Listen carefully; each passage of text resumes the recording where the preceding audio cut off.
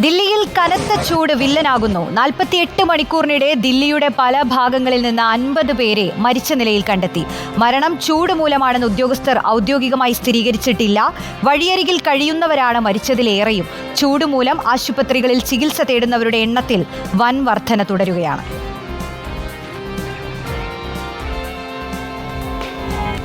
ഉത്തരേന്ത്യൻ സംസ്ഥാനങ്ങളിൽ തുടരുന്ന കനത്ത ചൂട് ജനജീവിതം ദുസ്സഹമാക്കിയിരിക്കുകയാണ്. മെയ് 15 ശേഷം ഭൂരിഭാഗം ഇടങ്ങളിലും രേഖപ്പെടുത്തിയത് 40 ഡിഗ്രിക്ക് മുകളിൽ ചൂടാണ്. ദില്ലി അടക്കമുള്ള ഇടങ്ങളിൽ ജനങ്ങൾ, പ്രത്യേകിച്ച് പകൽ സമയത്ത് തുറന്ന സ്ഥലങ്ങളിൽ ജോലി ചെയ്യുന്നവർ, അതോടൊപ്പം തന്നെ ഡ്രൈവർമാർ, ഒപ്പം അടക്കമുള്ള അത്തരത്തിൽ സാധാരണക്കാരായ ആളുകളെയാണ് ഈ ചൂട് ഏറ്റവും അധികം ബാധിച്ചിരിക്കുന്നത്. ഡൽഹിയിൽ അതിഭയങ്കരമായ ചൂടാണ്. ഞാനിപ്പോൾ ഏകദേശം കഴിഞ്ഞ 27 വർഷമായിട്ട് ഇവിടെ ഡൽഹിയിൽ ജോലി ചെയ്തു വരുന്ന ആളാണ്. ഇതുപോലത്തെ ഒരു ചൂട് ആദ്യമായിട്ട് അനുഭവിക്കുന്നത്. അതായത് തുടർച്ചയായിട്ട് ചൂട് കുറയാത്തൊരു രീതിയാണ്. 46, 47 ആ റേഞ്ചിൽ ഇങ്ങനെ നിൽക്കുകയാണ്. അല്ലെങ്കിൽ മുമ്പൊക്കെ എന്ന് വെച്ചാൽ ഒരാഴ്ച അങ്ങനെ ഉണ്ടാവാറുള്ളൂ.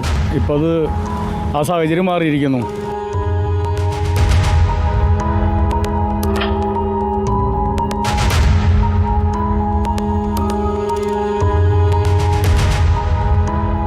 ആളുകൾക്ക് വീടിനകത്ത് പോലും ഇരിക്കാൻ കഴിയാത്ത സാഹചര്യമാണ്. അതിനേക്കാൾ ഉപരി വീടില്ലാതെ തെരുവുകളിൽ ഉറങ്ങുന്നവരെയാണ് വലിയ പ്രതിസന്ധി ഇത് ഉണ്ടാക്കിയിരിക്കുന്നത്.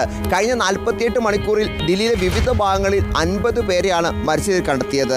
അതുമാത്രമല്ല, ജൂൺ 11-നും 19-നും ഇടയിൽ 192-ലധികം ആളുകൾ മരണപ്പെട്ടതായാണ് വിവിധ ഏജൻസികൾ വ്യക്തമാക്കുകയും ചെയ്യുന്നത്. गर्मी तो बहुत तेजी हो रही है, सांस भी फूल जाती है चलते चलते. क्या करें, दिक्कत गर्मी है बस, और चीज़ गर्मी ज़्यादा हो रही है.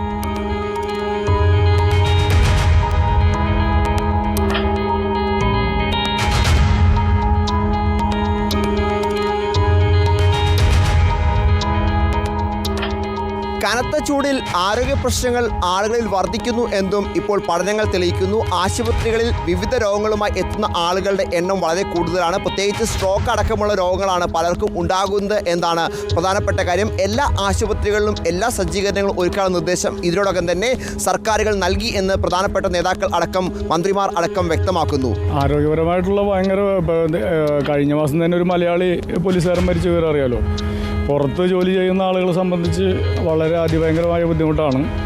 നമുക്ക് തണലിൽ കയറി നിന്ന് കഴിഞ്ഞാലും നമുക്ക് ആ ചൂട്, ഇവിടെ എയർ ചൂടായി നിൽക്കുന്നുണ്ട്. പഴുത്ത് നിൽക്കുന്ന ഒരു സാഹചര്യം ആയതുകൊണ്ട് നമുക്ക് ചൂടിൽ നിന്ന് ഒരു സംരക്ഷണം കിട്ടില്ല.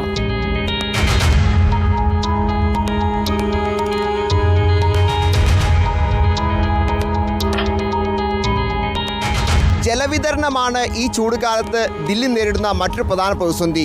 എല്ലാ സൊസൈറ്റികളിലും വെള്ളത്തിന് പുറകെ ആളുകൾ, അല്ലെങ്കിൽ വെള്ളം വരുന്ന ടാങ്കറുകൾക്ക് പുറകെ ആളുകൾ ഓടുന്നൊരു കാഴ്ചയാണ് കാണാൻ കഴിയുന്നത്. പലർക്കും അത്യാവശ്യ കാര്യങ്ങൾക്ക് പോലും വെള്ളം ലഭിക്കാത്ത സാഹചര്യം ഉണ്ടാകുന്നു. പലയിടത്തും വെള്ളവിതരണം പൂർണ്ണമായും മുടങ്ങിയ പശ്ചാത്തലം ഉണ്ടാകുന്നു. സംസ്ഥാന സർക്കാരും കേന്ദ്ര സർക്കാരും ഒപ്പം രാഷ്ട്രീയ പാർട്ടികളും ഈ വിഷയത്തിൽ പരസ്പരം വാദപ്രതിവാദങ്ങൾ ഉന്നയിക്കുമ്പോഴും ജനം ഏറെ പ്രതിസന്ധിയിലാണ് എന്നതാണ് യാഥാർത്ഥ്യം.